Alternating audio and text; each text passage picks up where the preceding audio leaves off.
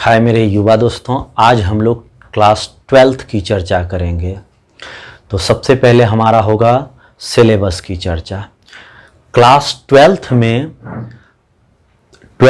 Chemistry के मुख्य रूप से जो हम लोग पढ़ेंगे वो इसके 3 भाग हैं। पहला है physical chemistry, organic chemistry, inorganic chemistry. जब आप परीक्षा देंगे तो इसमें ऑर्गेनिक केमिस्ट्री का भाग सबसे बड़ा होगा और यह महत्वपूर्ण भी होगा। इसके बाद इससे कम अंक के पूछे जाएंगे फिजिकल केमिस्ट्री और सबसे कम आपको पूछे जाएंगे इनऑर्गेनिक केमिस्ट्री। ये क्लियर हुआ? आपका एग्जाम जो होगा वो 70 नंबर का सब्जेक्टिव और ऑब्जेक्टिव एग्जाम होगा तथा 30 नंबर आपको प्रैक्टिकल के रूप में दिए जाएंगे। तो चलिए हम लोग आज सबसे पहले अपने सिलेबस को ठीक से देख लें, ठीक से समझ लें और इसके बाद हम लोग आगे की पढ़ाई करेंगे। तो चलें, तो सबसे फर्स्ट हमारा है फिजिकल केमिस्ट्री। केमिस्ट्री के 3 पार्ट हैं। पहला फिजिकल केमिस्ट्री, दूसरा ऑर्गेनिक केमिस्ट्री, तीसरा इनऑर्गेनिक केमिस्ट्री। तो और फिजिकल केमिस्ट्री में सबसे पहला है हमारा ठोस अवस्था, सॉलिड स्टेट इसका नाम है। दूसरा है विलयन, इसको सॉल्यूशन, इंग्लिश इसका होगा सॉल्यूशन। तीसरा वैद्युत रसायन, इलेक्ट्रोकेमिस्ट्री, ELECTRO इलेक्ट्रोकेमिस्ट्री। चौथा है रासायनिक गतिकी, इसका होता है केमिकल काइनेटिक, ठीक है। और 5वां है पृष्ठीय रसायन, surface chemistry, SURFACE, surface chemistry. ये 5 जो हैं हमारा फिजिकल में चैप्टर है जिसे हम लोग पढ़ेंगे। आइए, दूसरा भाग हमारा आता है ऑर्गेनिक केमिस्ट्री, कार्बनिक रसायन। कार्बनिक रसायन पूरे केमिस्ट्री में 11th एवं 12th में बहुत महत्वपूर्ण है।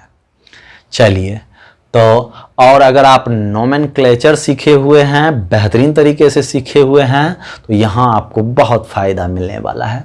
तो पहला है हमारा हेलो एल्केन एवं hello benzene, English halo alkane and hello benzene. दूसरा है alcohol phenol ether, alcohol phenol ether. उसका तीसरा है एल्डिहाइड एवं कीटोन, इंग्लिश में भी लिखे हैं ALDEHYDE, एल्डिहाइड एंड कीटोन।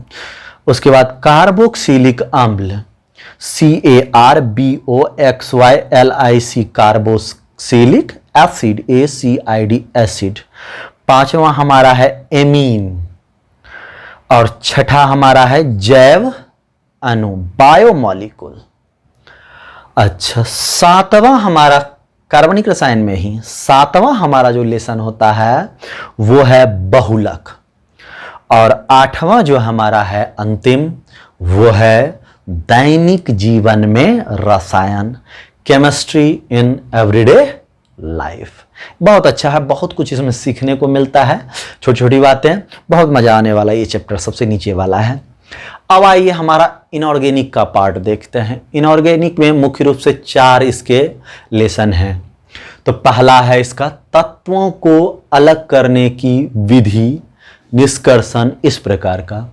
इसका इंग्लिश है general principle for the isolation of element. हो गया? फिर से बोल दें, general principles for the isolation of element. दूसरा है वर्ग 15, 16, 17, 18 के तत्व, यानी कि study of 15 to 18 group element, हम लोग उसको पढ़ेंगे।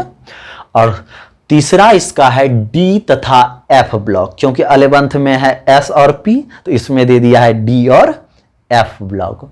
और सबसे अंतिम है समन्वय यौगिक, कोऑर्डिनेशन कंपाउंड, ठीक है। ये हमारा पूरा का पूरा 12th का सिलेबस है जिसे हम लोग पढ़ेंगे। आप इसको एक बार लिख लें। पहले मैं यहाँ से पीछे हट जाता हूँ, चाहे आप स्क्रीनशॉट ले लें, बैठ के लिख लें, समझ लें, याद कर लें। सिलेबस पर जिसका मजबूत पकड़ होता है उसकी स्थिति मजबूत होती है। ये केवल केमिस्ट्री 12th में ही काम नहीं देने वाली है, चाहे कंपटीशन हो, चाहे आप जीवन में कुछ भी करें, ये हमेशा आपको काम आने वाला है। इसको क्लियर कर लीजिए। यहाँ से अब हम लोग ऑनलाइन क्लास में क्या होता है कि आपको बहुत सी बातें बैठ के लिखनी नहीं होती, जैसे ऑफलाइन में हम बैठ के कॉपी भरते रहते हैं, वो चीज़ें नहीं होती है। वो चीज़ें आपको डायरेक्ट डिजिटल स्टडी मटेरियल के तहत आपको मिल जाया करेगा।